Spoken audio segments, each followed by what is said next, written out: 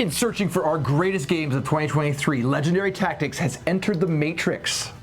Stick around to see our thoughts here on Legendary Tactics.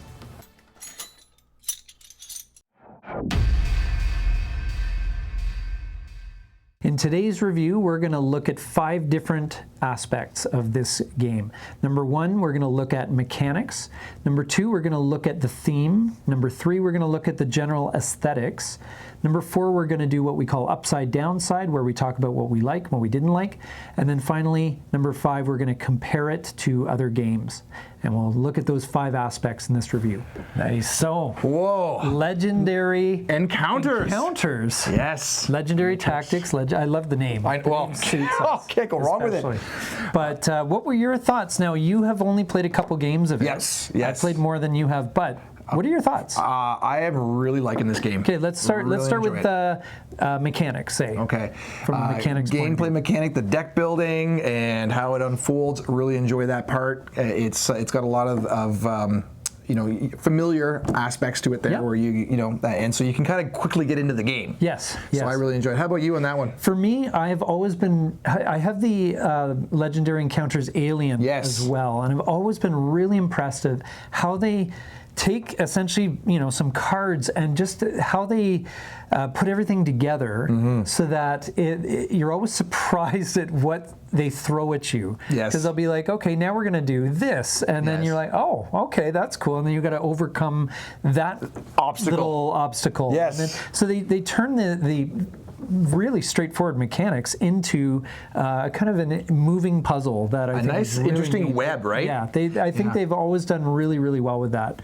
What I really like too about that aspect of it is the complexity of the layers, that you can ramp up the complexity. Yes. You've got your 3 base scenarios, but then you can mix and match too.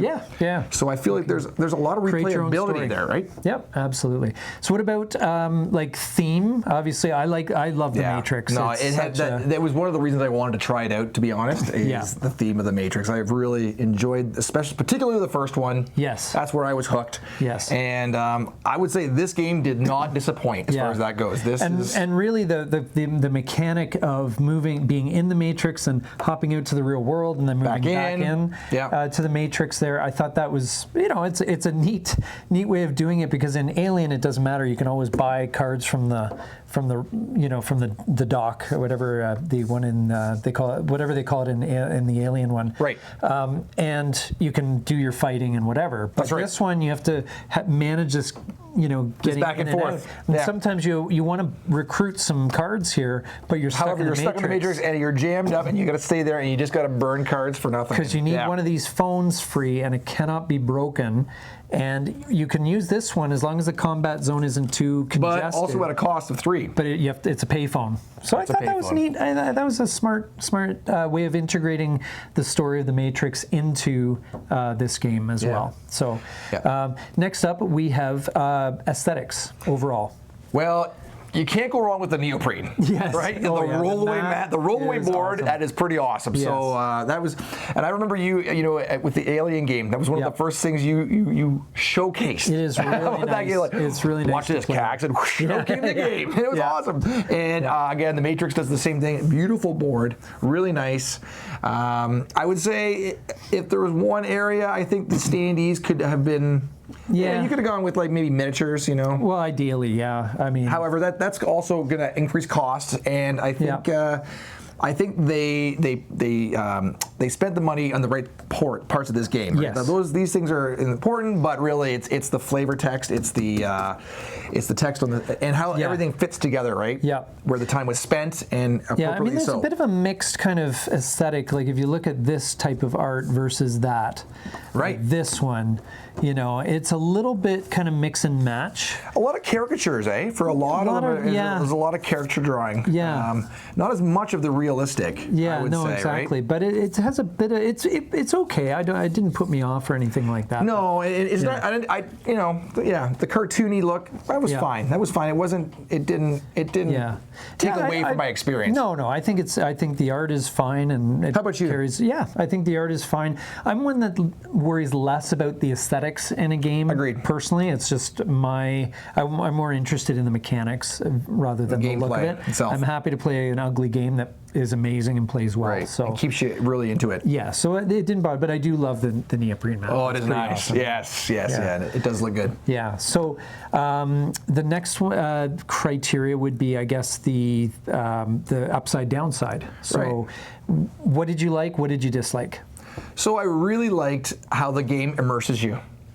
And I know when we fought the final 3 characters there at the end, we had these 3 baddies here: Agents Brown, Smith, and Jones. Yes. And you were battling in the other world against our lovely against the machine. The machine. I think that's no, that wasn't that But guy. anyway, we had the machine battling, and we're both in our own little zones, but we're also trying to help each other out. And there was a nice little the conflict going on was fairly intense. Yes. And. Really thought it was a good race to the finish and a good. It was a race to the finish, and even though we didn't actually succeed. Yeah. I think it was the experience. Yeah. Getting through that, which was pretty cool. Yeah. Pretty Downside. Cool. Well, I talked about the standees earlier. I think that those could be a little bit better, and those are just little details. Mm-hmm. I feel like at times too, and I mentioned to you, if the cards don't come out in the right way. Yeah. You can get jammed up early game, all right? Yeah. Like it happened. We played a couple games, and then the one game we played, I kept getting jammed up with just not $1 short or one attack short for about 3 rounds in a row. And I was like, and so I had to throw cards, like 3 hands in a row. And you can't really afford that. Yeah, that can be it kind of it will hamstring you quickly. Yeah, it does add to the drama and ramps up if it was too easy. That is true. How about you though? What was your... For me, the upside again, I find just the cleverness of the game overall. I think it's tough to win. Yes. It kind of makes you want to keep trying. Like, let me try this again. Yeah. And so it has that kind of that maybe I'll just play one more game kind of thing, which I really like. Maybe that's part of the immersion, and you do feel like you never really know what what challenges you're going to be set up with. The unknown. And it could be very simple and easy to accomplish, or it could actually be pretty tricky. Yeah. Like we had to do a jump from the building, and we just couldn't get that spot clear, and it just was So it was fun. It was a good challenge. Downsides, I would say there are 2. Okay. Number 1. You have to be super organized with these cards. Oh my gosh. Yes. Because to tell them apart, you have to read at the very bottom. Like, you're talking about getting the one, game Act organized 3, at the beginning. Just getting and staying organized. Well, once the game's set up, it flows. But the setup. But now I'm looking at these cards. We've played a game. It's like, okay, now I gotta... To do the reset is going to be a bit of a chore. That part, and also just getting the cards. I mean, if you drop this box, oh my god, that's just like I would just I don't know what I'd do. Just cry first. Yes. then regroup. Yeah. Now it does get a little bit easier if once you're familiar with the cards, then you can sort them a lot faster. Yes. But it is overwhelming, and certainly for a brand new player, and you've opened the box, you've opened up these cards, and you're thinking like, oh my gosh, because if you haven't played the game and knowing how the cards fit together, then it's really hard to try and get at what they're getting at. I'm wondering, if that makes sense. I'm just brainstorming here, if sleeving would help. Sleeving by color. Yeah, well... So you could sleeve certain things, certain decks, certain colors, and then you'd have a quicker... Well, their card backs are different. You have blue and gray, depending on the nature of it. But yeah. Not really. Like it's really just you have to actually scan the bottom and pick through and make sure. So you got to stay organized from the get-go. Don't shuffle your cards all together and then try and figure out how to set up the game.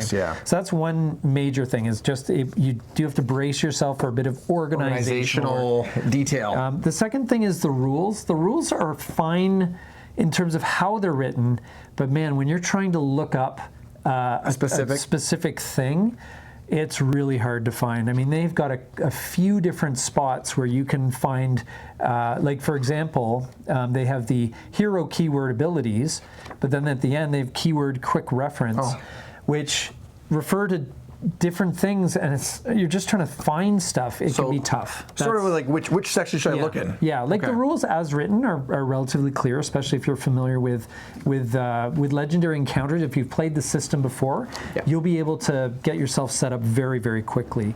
However, the challenge will be in just figuring out the differences and making sure. But I will say with the manual, if you're familiar with legendary encounters, you should be able to work your way through it. Okay. But it is sometimes we need to reference things. It is hard to find what you're looking for. So that's why I play with this guy. I don't have to worry about that part. I just sit down and Nato, you do a great job of teaching rules, and it is much appreciated on this half of the board because I have a great time with it. So, and then the fifth one that we had on our list was comparison to other games. Now, obviously, I'm going to compare this entirely to Legendary Encounters Alien. I'll say if you like that one, you'll like this one, or vice versa. Right. It plays very similarly and just different flavor. Yeah, and I'm going to say any deck building game really on mine. Like I'm thinking specifically of Dominion right now at top of mind, but it could be almost any deck building game where you're kind of growing your deck. Yeah. It's kind of changing and morphing, and really we're a storyline kind of arcs in different directions, like we've talked about, right? Yeah. And the unexpected happens. So, and that's I think one of the real shining points of this game. Yeah. All right. Well, thanks so much for tuning in to our little review of Legendary Encounters Matrix. Don't forget to like and subscribe down below. And get out there. Get gaming. And be legendary.